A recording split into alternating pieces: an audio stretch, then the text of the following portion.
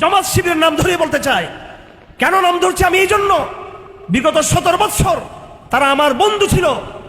আমি কারাগারে তাদের সাথে একসাথে ছিলাম আমি, এবং আমি বলেছি ওলামায়ে কেরামদেরকে, মতিউর রহমান নিজামীকে শহীদ করা হয়েছে, ওলামায়ে কেরামদের উচিত তাকে শহীদ হিসেবে স্বীকৃতি দান করা। আমার চোখের সামনে তাদেরকে ফাঁসির মঞ্চে নিয়ে যাওয়া হয়েছে। আমি ইতিহাসের সাক্ষী। তাদের স্যাক্রিফাইস রয়েছে, কোরবানি এবং ত্যাগ রয়েছে। এই জন্য আমি আমার ভাইদেরকে বলবো, যেই হিম্মত এবং সাহস নিয়ে আপনাদের নেতৃবৃন্দ ফাঁসির মঞ্চে চলে গেছেন তাকবীরের ধ্বনি তুলতে তুলতে, আপনাদের সেই হিম্মত আমি আশা করি যারা জামাত শিবিরে আছেন। কেন ভয় পাচ্ছেন আপনারা?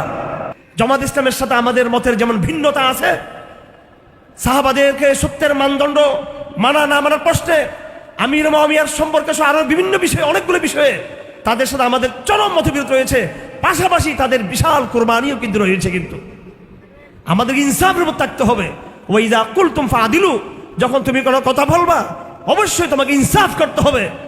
এখন আমার অডিয়েন্স সন্তুষ্ট হোক বা না হোক তাতে কিছু আসা যায় না, বা যারা আমাকে দাওয়াত দিয়েছেন তারা সন্তুষ্ট হয়ে আগামী বছর আবার দাওয়াত দিবেন, কিংবা অসন্তুষ্ট হয়ে আবার দাওয়াত নাও দিবেন, এটা আমার দেখার বিষয় মোটেও না।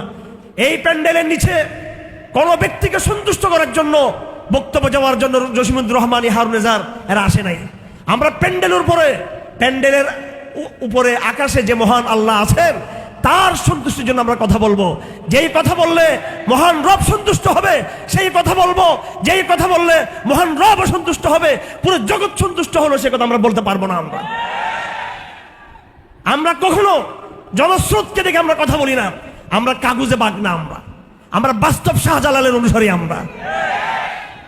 আমরা যা বলি, কবি বলেছেন, সতম গরু কে সামনে কবি সর ঝুঁকা হে না কবি সর ঝুঁকেগা। জালিমদের সামনে আগেও কোনো মাথা নত করি নাই, সামনেও তোদের সামনে মাথা নত করবো না। আমরা শিআরে সাদিক পে হাম নাজা হে, जो कहते हैं वही करेंगे इंशाअल्लाह। আমরা আমাদের সত্যবাদী ঐতিহ্যের উপরে আমরা গর্ব করি, আল্লাহর প্রশংসা করি, এবং আমাদের বৈশিষ্ট্য আল্লাহর থেকে কামনা করি যেন সাহাবাদের পথে থাকতে পারি। সাহাবায়ে কেরামদের বৈশিষ্ট্য ছিল যা বলেছেন তা তারা বাস্তবায়ন করেছেন। আমরা স্টেজে যা বলবো সেটা ময়দানে বাস্তবায়ন করেই ছাড়বো। আমরা যারা আমাদের সাথে থাকবে তারা আমাদের সত্যবাদী সৈনিক, আর যারা থাকবে না তাদেরকে আমাদের গণার সময় নেই। সঙ্গে তারা যত বেশি হোক না কেন গণতন্ত্র বিশ্বাস করি না আমরা। জনগণ কি বললো, অমুক কি বললো, মূলধারা কি বললো, সেটা আমাদের আসা যায় না। আমার ভাইয়েরা, আপনাদেরকে আজ ইতিহাসের কঠিন সন্ধিক্ষণে দাঁড়িয়ে আছেন।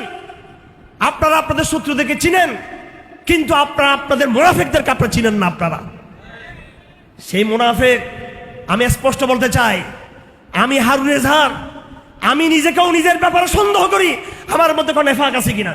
আল্লাহর কসম, আমি শঙ্কিত, আমি ভীত সন্ত্রস্ত, আমি ভয় পাচ্ছি আমার মধ্যে নেফাকের কোনো একটা জায়গায় স্থান করে নিচ্ছে কিনা। এটা আমি আমার ভেবের ভয় পাই। আমি আপনাকে কোত্থেকে বিশ্বাস করব? আমি নিজেকে নিজে বিশ্বাস করতে পারতেছি না। এটা সাহাবায়ে কেরামদের চরিত্র ছিল, সাহাবায়ে কেরামদের এটা অবস্থান ছিল। সাহাবায়ে কেরামদের ব্যাপারে বলা হয়েছে, আমি 70 জন সাহাবীকে পেয়েছি, এতজন সাহাবীকে পেয়েছি, এতজন সাহাবীকে পেয়েছি। রওয়ায়াতের মধ্যে আছে কুল্লুহুম ইয়াখশাউনা আলা আনফুসিহিম নিফাক, যারা প্রত্যেকেই নিজেদের ব্যাপারে নেফাক সম্পর্কে তারা ভীত সন্ত্রস্ত ছিল যে আমি মুনাফিক কিনা। আমরা সাহাবায়ে কেরামদের চেয়ে বড় ইমানদার হয়ে গেছেন আপনারা। কোনো কিছু কথা বলা যাবে না, হ্যাঁ, গুমর ফাঁস করা যাবে না, সত্য কথা বলা যাবে না, চুপ থাকতে হবে। আদবের নাম দিয়ে নাকি চুপ থাকতে হবে? বেয়াদব, বেঈমানের চেয়ে অনেক ভালো। কথায় কথায় আদবের শিক্ষা দেওয়া হয়। আদব কি? আগে ইমানের আদব, আল্লাহর প্রতি আদব হচ্ছে আগে আদব। যেখানে আল্লাহর আদব ধ্বংস হয়ে যাচ্ছে, রসুল আদব ধ্বংস হয়ে যাচ্ছে, সাহাবায়ে কেরাম আদব ধ্বংস হয়ে যাচ্ছে, কোরআন সুন্নাহর আদব রক্ষা হচ্ছে না, সেখানে তুমি কোন কোরআন টিমের পৃষ্ঠার আদব আমাকে হুজুর অমুক বা এরকম রাজনৈতিক লিডার আপনার আদব রক্ষা করতে হবে আমাকে? আপনার আদবের চেয়ে আল্লাহর আদব বড়, আপনার আদবের চেয়ে রসুল আদব বড়, আপনার আদবের চেয়ে কোরআন সুন্নাহর আদব অনেক বড়। আপনার সাথে বিয়াদবি করলে বিয়াদবি হবে, রসুলের সাথে বিয়াদবি করলে শুধু বিয়াদবি না, সে বেঈমান হয়ে যাবে। সে কোরআন সুন্নাহর সাথে কিছু বিয়াদবি করলে সেটা শুধু বিয়াদবি না, সেটা বেঈমানি হবে। সেটা বেঈমানির আলোচনা নাই, মুনাফিকের আলোচনা নাই, শুধু আছে আদব কায়দা, আদব কায়দার আলোচনা। শুধু আদব কায়দা করতে গিয়ে যদি ইমান চলে যায়, সেটা খেয়াল করা উচিত আমাদের। আমার ভাইয়েরা, এই দুর্গা পূজার সম্পর্কে আজকে কথা বলা অনেক জরুরি হয়ে গেছে আমাদের জন্য, অনেক জরুরি হয়ে গেছে।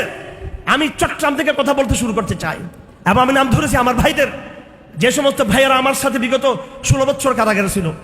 একটা সংগঠনের নাম নিয়েছি আমি, তাদের স্যাক্রিফাইস আছে, মার খেয়েছে, রিমান্ডে নির্যাতিত হয়েছে, ক্রস ফায়ারে গিয়েছে আমাদের জামাত শিবির ভাইয়েরা, তাদের নেতাদেরকে মঞ্চে ফাঁসি দেওয়া হয়েছে। তোমাদের কেন উদারবাদী হতে হবে? এই জমিনে তোমাদের রক্ত পড়েছে, এই বাংলার জমিনে তোমাদের নেতাদের রক্ত পড়েছে। অপেক্ষা করো, ধৈর্য ধরো, শহীদদের রক্তে একদিন কথা বলবে। কেন হিন্দুদের দুর্গাপূজায় গিয়ে একবার তুমি তাদেরকে একদম তাদের সাথে গা ভাসিয়ে দিচ্ছ? আজকে তারা তোমাকে জেলখানে ঢুকিয়ে দিল।